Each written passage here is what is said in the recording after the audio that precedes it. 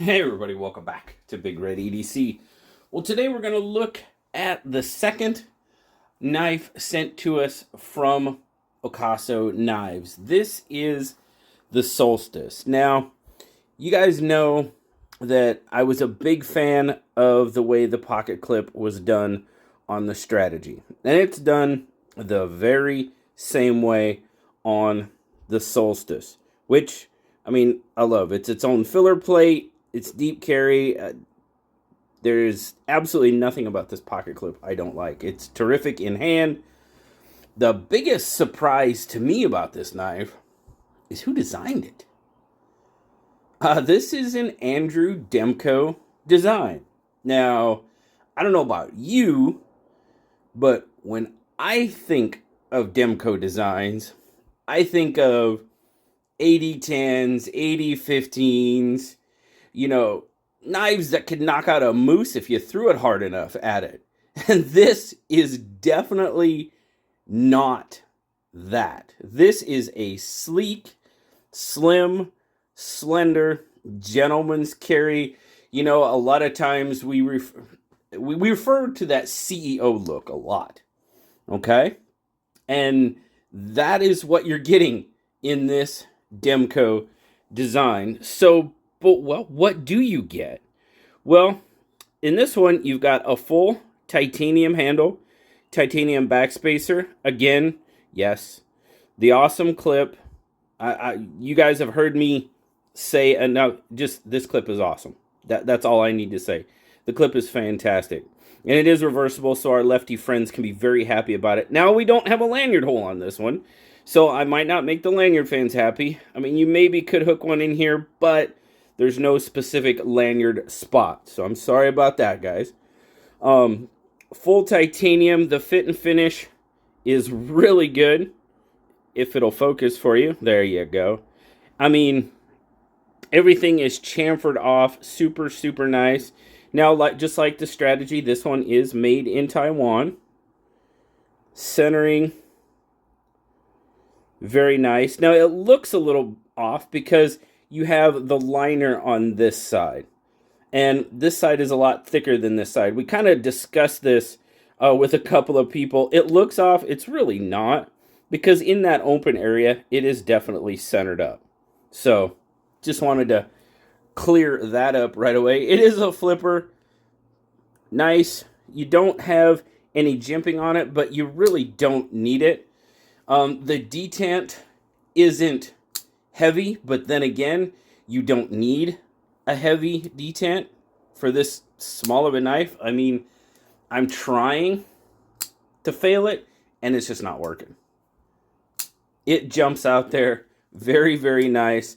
Blade is well hidden in the handle, so really your only deployment method is the flipper. There's no reverse flick or anything like that. And like I said, it is a liner lock. And you have, for a slender knife, you have pretty decent access to your liner. You can only really go so far, but it's not bad. It's got good access. Now you've got Crucible S35 VN blade steel. Let's see if I can get that. There's the Solstice. There you go, S35 VN, made in Taiwan. Nice, slender, long, slender drop point blade. This is a Sunday going to meeting knife. Nice shirt pockets, CEO. You could stick this in your pocket. It would hide. People think it's a pen.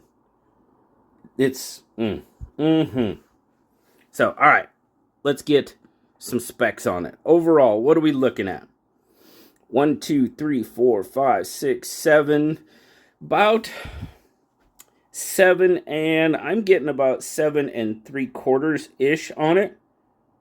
Yeah, about 7 3/4. You're looking at roughly 4 1/4-inch handle, which is going to give you right about a 3.5-inch blade. Your cutting edge is going to be just shy of 3.5 inches, and your grip length is going to come in at pretty darn close to 4 inches. And that's how it looks. I have plenty of room left over. I've got about a 3.5 inch width grip here. So, yeah, plenty of room left over. Fantastic. And this titanium I mean, it's a little slick. It's titanium, but it's not too bad. Would I want to use this in a wet environment? Probably not. But then again, I mean, it's got... I didn't use this one a whole lot at work. I tried it on some ropes I had here at home, and it did pretty good. It's just got that long, slender, slicey blade. So there's your size comparison with the PM2. Pretty darn close as far as the blade goes, and the PM2's got it by... It's pushing probably 3/8 of an inch. Not quite a half. Then, of course, the bug out.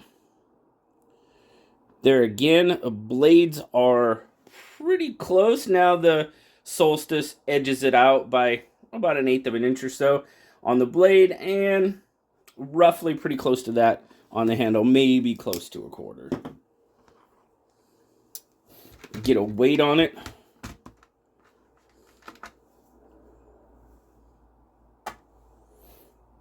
Yeah, 2.5 ounces. And, whoops, 71 grams. There we go. Again, back to the clip.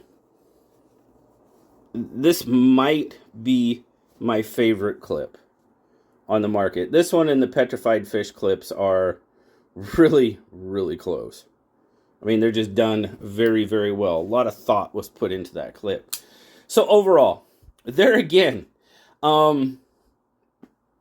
not what I think of an Andrew Demko design. Not even remotely. I mean, like I said, 8010s, 8015s, big, bulky work knives. And I don't mean bulky in a bad way. I mean beefy. That's a better word. Beefy, hefty, shark lock. Yeah. This slim, slender, gentleman's carry just goes to prove that Demko is one heck of a knife designer. Yeah, I mean, that's kind of where I'm at with it. I mean, when I first was thinking about Demko, he made the big beefy knives, right? So I was like, okay, that's his thing. But I mean, it just goes to show he can make something a little bit more elegant, a little bit more, for the lack of a better term, stylish, if you will. That's about the best way I can put it. It's just, I'm really, really surprised that this is a Demko design. Feels absolutely fantastic in hand. No wiggle, no wobble, nothing like that. It runs really well on some steel ball bearings. The detent is right where it needs to be. I mean, it's a dropper. I mean, if you see that, I mean, it's coming down. A little bit of shake shut. Very nice. The fit and finish is fantastic. It's made with Crucible S35 VN, so they're using a U.S. steel, which, hey, that's pretty cool. Made in Taiwan. All right, very good. So, I don't know about you. I'm kind of digging this. Now, there's 4 different versions. You've got this version in front of you, the regular titanium, if you will, with the satin blade. You also have a black titanium with a black PVD-coated blade. You have a carbon fiber with a satin blade. And I believe a carbon fiber with a PVD-coated blade. I believe those are the four styles. And between the 4 styles, you're looking at anywhere from roughly about $210 to $240 on these. That's where these are at. Now, I know that's going to throw a lot of people off. I get it. Understand. That's for you to decide, not me. I can tell you what I think about the knife, and the knife is pretty awesome. And of course, I can't forget that. Nellie's favorite part, right there. If it'll focus on it, which the knife is so small, it's having a hard time. There you go. Ocaso on the pivot. That's her thing, man. If a knife company does something with the pivot and takes advantage of that spot, she's all about it. I don't know. I don't know. That's her thing. That's what she thinks is good. So, but there you go, guys. Another very well-made knife from Ocaso. Looking very forward to meeting the guys from Ocaso. Hopefully, spend some time with them. And I want to get my hands on the Seton. That is another model that they have. I'm not sure if it's quite out for production yet. We'll have to see, and I will talk to them about that when we get there. but that's an AUS 10 blade, steel handle. Looking forward to checking it out.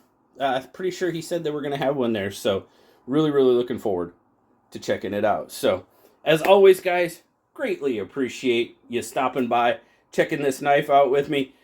2 days, and I'm on my way to Blade Show. Looking forward to it, guys, and hopefully some of you that are watching this, I'll get the opportunity to meet while I'm there.